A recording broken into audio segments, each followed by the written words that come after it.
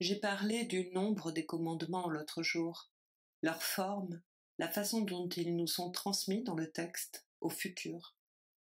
Tu ne tueras pas, tu ne mentiras pas, est quelque chose qui mériterait de nous retenir. Et à la vérité, ici j'appellerais bien volontiers quelqu'un à mon aide. Et ce serait quelqu'un qui aurait assez de pratique de l'hébreu pour là-dessus pouvoir répondre à un certain nombre de questions. Est-ce aussi un futur? Est-ce quelque forme de volitif qui est employé dans le texte hébreu, dans le Deutéronome, ou les nombres où nous voyons les premières formulations du décalogue? C'est là quelque chose qui ne serait certes pas indifférent. Ce que je veux aborder aujourd'hui, c'est seulement, concernant les impératifs dont il s'agit, leur caractère privilégié par rapport à ce que nous sommes habitués à considérer comme étant la structure de la loi. Le rassemblement, à l'origine, après tout pas tellement perdu dans le passé, d'un peuple qui se distingue lui-même comme élu, le rassemblement de ces commandements est de nature, je vous l'ai dit, à nous arrêter un certain temps.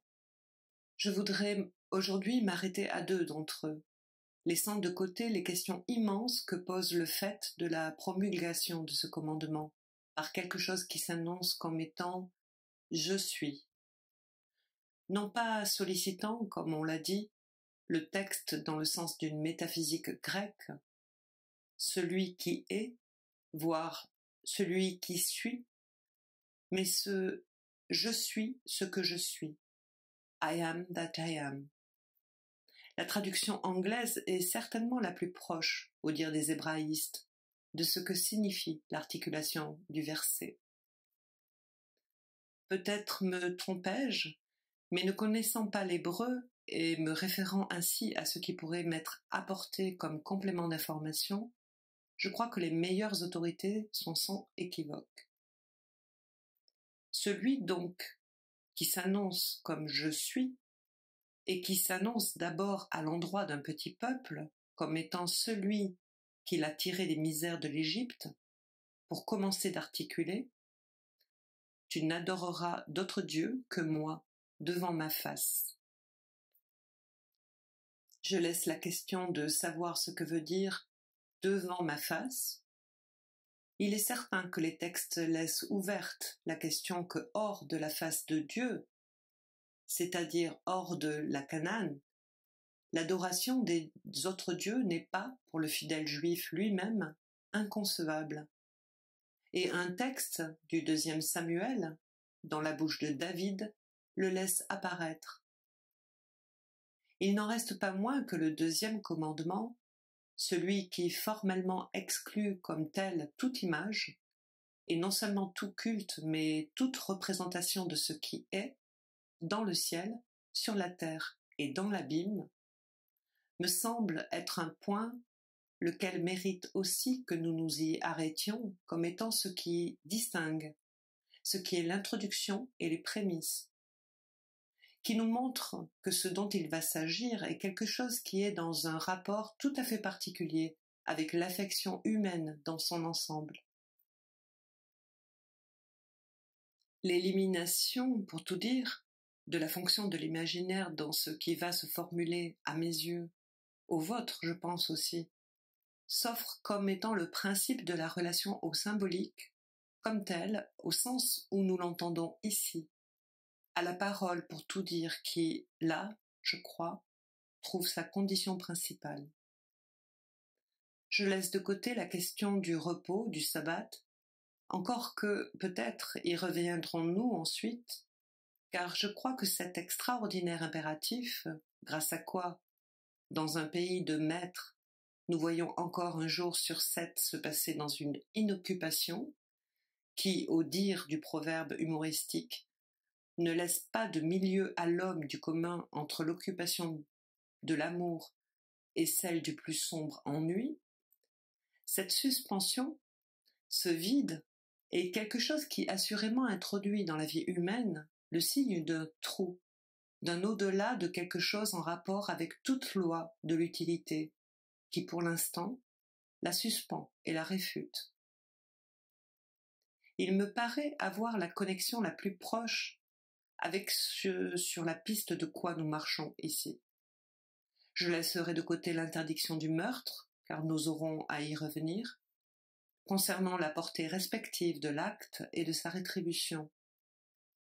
Je veux en venir à l'interdiction du mensonge, pour autant que vous la voyez rejoindre ce qui, pour nous, s'est présenté d'abord comme étant le rapport essentiel de l'homme, pour autant qu'il est commandé, à la chose, par le principe du plaisir, à savoir ce rapport auquel nous avons affaire tous les jours dans l'inconscient et qui est un rapport menteur.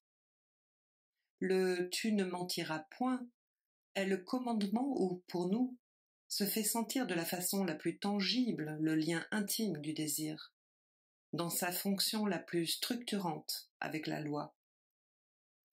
Car à la vérité, le « tu ne mentiras point » est quelque chose qui, suspendu dans son projet, est là pour nous faire sentir la véritable fonction de la loi. Et je ne pourrais mieux faire pour vous le faire sentir que d'en rapprocher le sophisme par lequel se manifeste au maximum le type d'ingéniosité le plus opposé à celui de la discussion proprement juive et talmudique. C'est le paradoxe dit Épiménide, c'est celui qui avance « tous les hommes sont des menteurs ». Que dis-je, en avançant avec l'articulation que je vous ai donnée de l'inconscient? Que dis-je, répond le sophiste, sinon que moi-même je mens. Ainsi, je ne puis rien avancer de valable concernant non pas simplement la véritable fonction de la vérité, mais la signification même du mensonge. Le « tu ne mentiras point », pour autant qu'il est un précepte négatif, est ce quelque chose qui a pour fonction de retirer de l'énoncé le sujet de l'énonciation. Rappelez-vous ici le graphe. C'est bien là, pour autant que je mens, que je refoule, que c'est moi, menteur, qui parle, que je peux dire « tu ne mentiras point ». Et dans « tu ne mentiras point », comme loi, est incluse la possibilité du mensonge, comme désir le plus fondamental.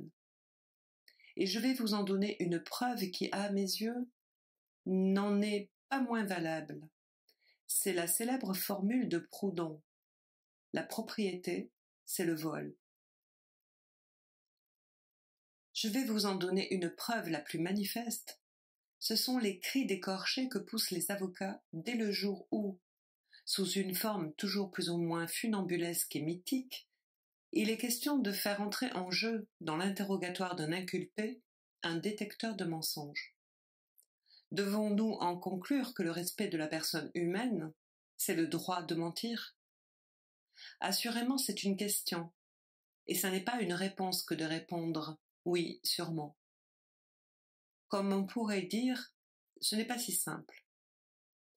C'est que cette révolte, cette insurrection devant le fait que quelque chose puisse réduire à quelque application universellement objectivante la question de la parole du sujet, est bien justement ce qui, à cette parole, en tant qu'elle ne sait pas elle-même ce qu'elle dit quand elle ment, et que d'autre part, mentant, il y a quelque vérité qu'elle promeut, c'est là, dans un rapport, dans cette fonction antinomique entre la loi et le désir qu'elle conditionne, c'est là que gît le ressort majeur, primitif, primordial, qui fait de ce commandement, entre les 10 autres, une des pierres angulaires de ce que nous pouvons appeler la condition humaine, en tant qu'elle mérite d'être respectée.